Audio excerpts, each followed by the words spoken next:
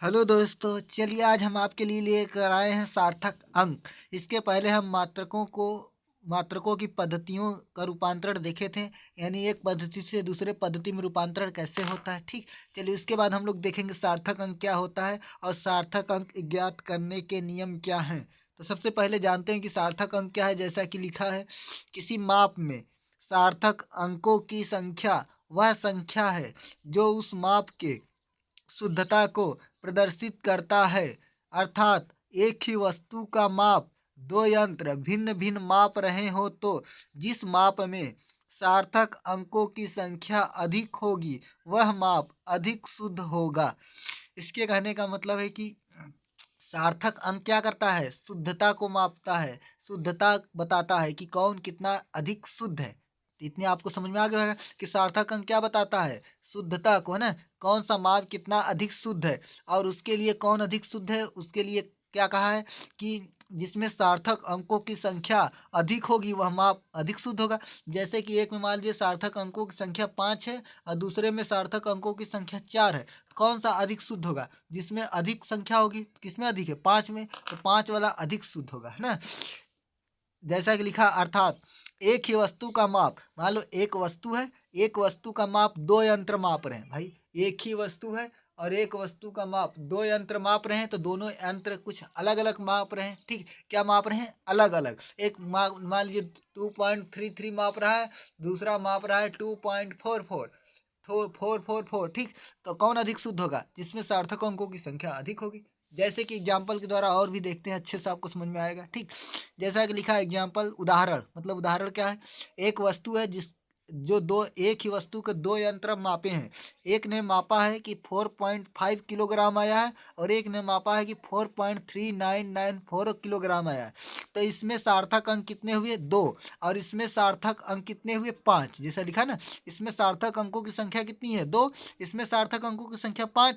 जो जिसमें सार्थक अंकों की संख्या अधिक होगी वो माप क्या होगा, अधिक शुद्ध। तो बताओ, इसमें दो है इसलिए कम शुद्ध है, इसमें सार्थक अंकों की संख्या अधिक है इसलिए क्या है, अधिक शुद्ध है। ठीक, ये बात समझ। और ये कैसे आया सार्थक अंकों की संख्या, इसके लिए अभी नियम पढ़ना है, और नियम पढ़ जाएंगे तो हमें पता चल जाएगा भाई कैसे दो आया और यहाँ कैसे 5 आया। तो अभी घबराए नहीं आप जानते रहिए कि इसमें दो है तो सार्थक अंकों की संख्या कम है इसलिए कम शुद्ध होगा, इसमें सार्थक अंकों की संख्या अधिक है इसलिए क्या होगा, अधिक शुद्ध होगा। अभी जानेंगे आगे चलकर कि कैसे 5 आया है, कैसे दो। अभी जान लीजिए यहाँ दो है तो दो, यहाँ कितने अंक है, 5, तो सार्थक अंकों की संख्या 5। चलिए तो आगे देखते हैं इसका नियम। जैसे कहें, सार्थक अंक ज्ञात करने के तथ्य, क्या लिखा है, सार्थक अंक ज्ञात करने के तथ्य। इसका मतलब है कि सार्थक अंक ज्ञात करने के नियम। चलिए देखते हैं, नंबर एक, तथ्य क्या है या रूल्स क्या है, नियम क्या है। लिखा है कि किसी माप में उपस्थित सभी अशून्यक सार्थक अंक होते हैं। किसी माप में उपस्थित सभी अशून्यक सार्थक अंक होते हैं। इसका मतलब है कि अशून्य का मतलब क्या है, अशून्य का मतलब कि जिसमें शून्य न हो। अशून्य का मतलब क्या है, जिसमें शून्य न हो, जिसमें जीरो न हो, वो क्या होगा, अशून्यक। ठीक, तो कहा कि अगर कोई भी माप हो उसमें शून्य नहीं है, अशून्य का मतलब ही हुआ जिसमें शून्य नहीं है, वह सभी क्या होंगे, सार्थक अंक। जैसे बताओ 12, इसमें क्या कोई शून्य है, नहीं। यह लिखा है 6 7 8 1 3, इसमें क्या कोई शून्य, नहीं। 1 3 5, इसमें क्या कोई शून्य है, तो सब कैसे हुए, अशून्य, क्योंकि इसमें कोई भी शून्य नहीं है। जब कोई भी शून्य नहीं है तो वह सभी कैसे होते हैं, सार्थक अंक। तो बताओ कितने अंक हुए यहाँ, एक और दो, तो सार्थक अंकों की संख्या कितनी हो जाएगी, दो।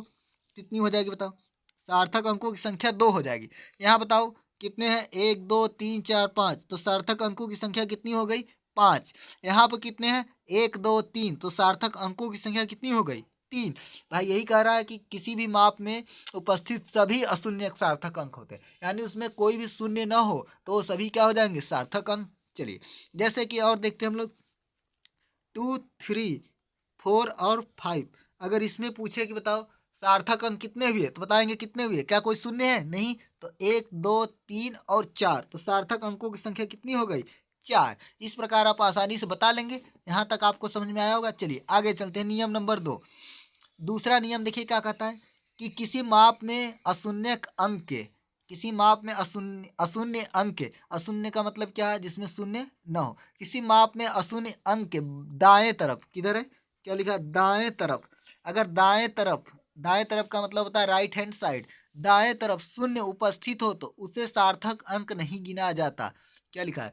जब किसी माप में अशून्य अंक के दाएं तरफ शून्य उपस्थित हो तो उसे सार्थक अंक नहीं गिना जाता। जैसे हम लिख दे 2 3 0 तो बताओ अशून्य अंक है ये क्या?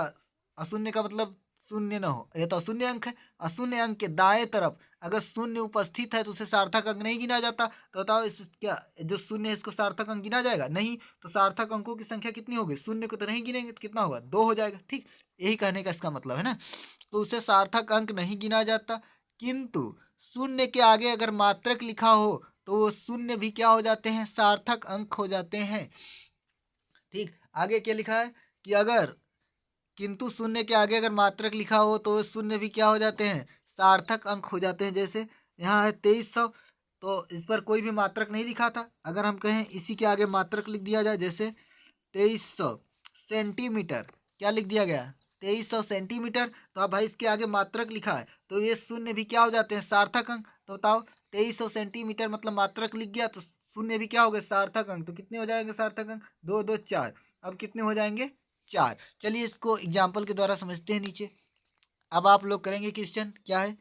15 3 0 में सार्थक अंक बताना है। तो बताओ आपने नियम पढ़ लिया है कि अगर अशून्य अंक है, अशून्य अंक है क्योंकि शून्य नहीं, अशून्य अंक के दाएं तरफ जितने शून्य होंगे सार्थक अंक नहीं गिने जाएंगे। तो शून्य को तो सार्थक अंक नहीं गिने, बताओ कितना हुआ? 2 ही तो हुआ, शून्य को नहीं गिनना है ना। तो 2 सार्थक अंक हुए। चलो इसमें बताओ 1130 में तो आप कितने बताएंगे? बताइए। अशून्य अंक के दाएं तरफ जितने शून्य होंगे सार्थक अंक नहीं गिनेंगे। और कितने शून्य? एक, तो उसको सार्थक अंक नहीं गिनेंगे तो कितने होगा?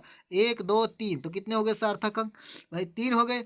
चलिए इसमें गिनिए 1200 सेंटीमीटर है। कितना है? 1200 सेंटीमीटर। अशून्य अंक के दाएं तरफ शून्य हो तो सार्थक अंक नहीं गिना जाता, लेकिन उसके आगे अगर मात्रक लिख दिया जाए तो शून्य भी क्या हो जाते हैं? सार्थक अंक। बताओ 1200 के आगे मात्रक लिखा है कि नहीं? सेंटीमीटर। सीएम का मतलब क्या है? सेंटीमीटर। तो कितने सार्थक अंक हो जाएंगे? 4।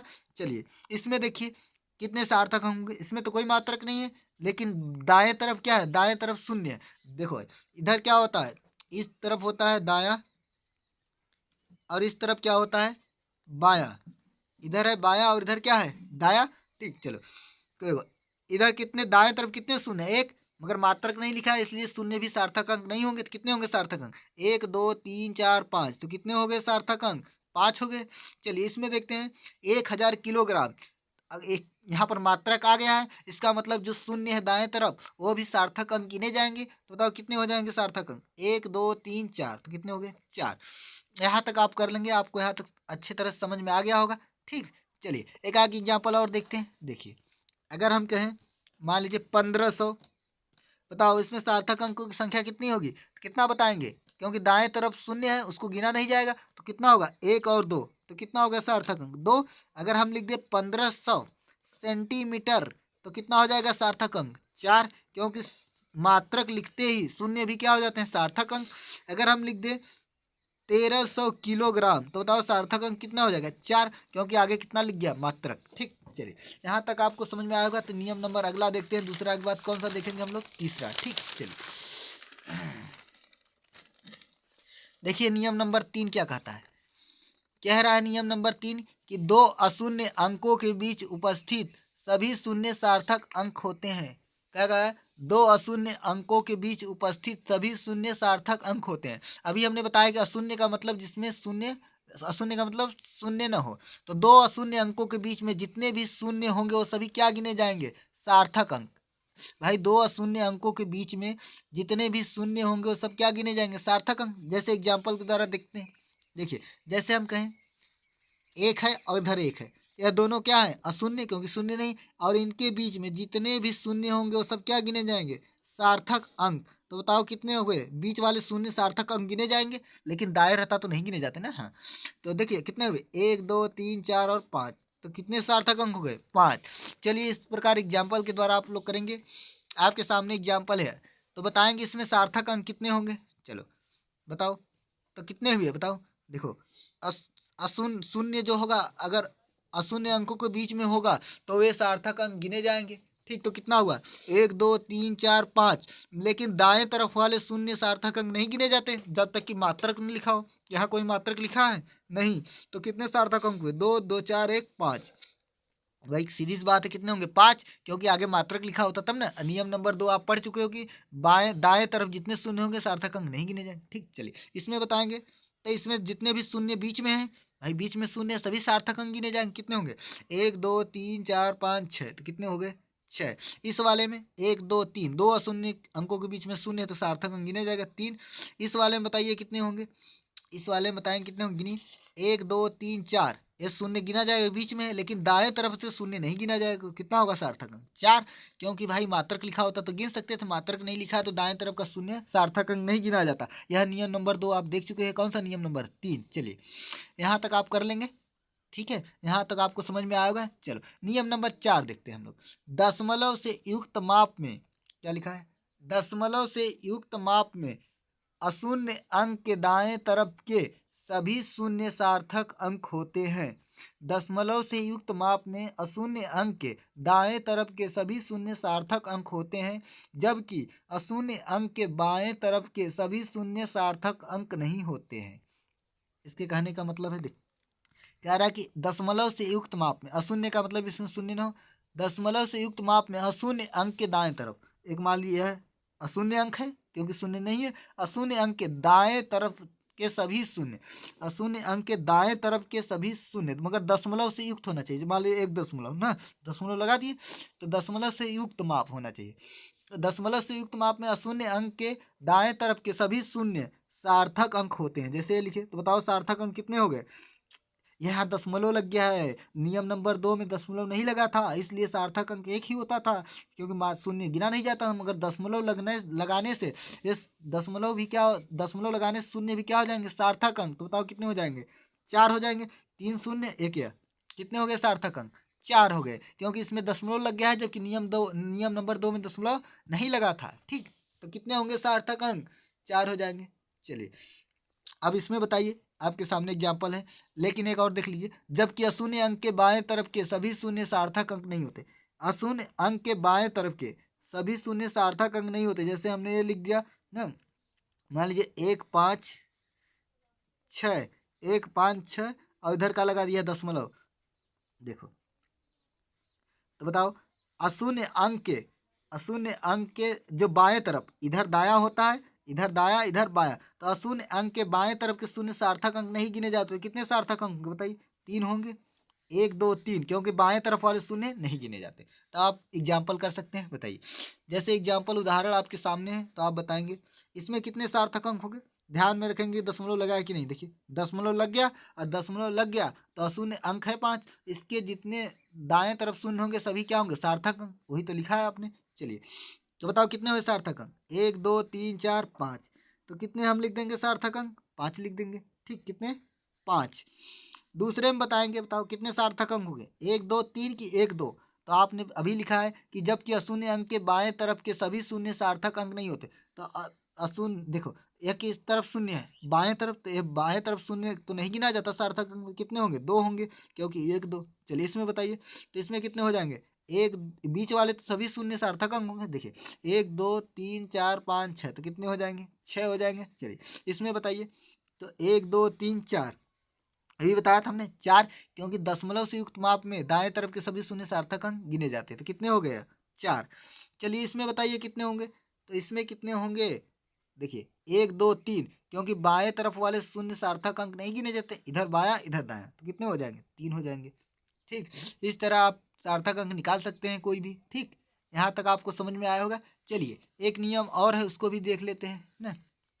लिखा है कि जब कोई मापांक घातांक के रूप में हो तो घातांक को सार्थक अंक में नहीं गिना जाता है।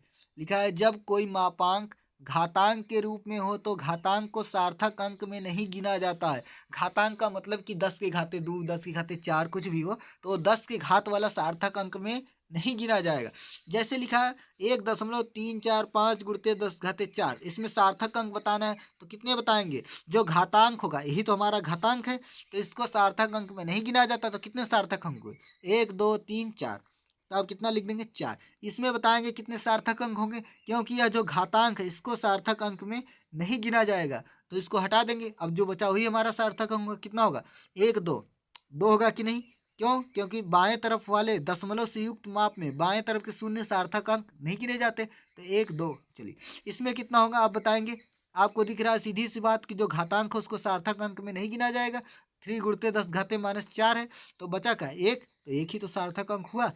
इस तरह आप कोई भी सार्थक अंक क्या हो सकता है निकाल सकते हैं आसानी से। ठीक है, उम्मीद है कि आपको वीडियो पसंद आई होगी और आपको समझ में भी पूरा आया होगा। ठीक, अगर समझ में आया तो वीडियो को लाइक शेयर सब्सक्राइब और कमेंट जरूर करें। पूरा वीडियो देखने के लिए आपका बहुत बहुत धन्यवाद।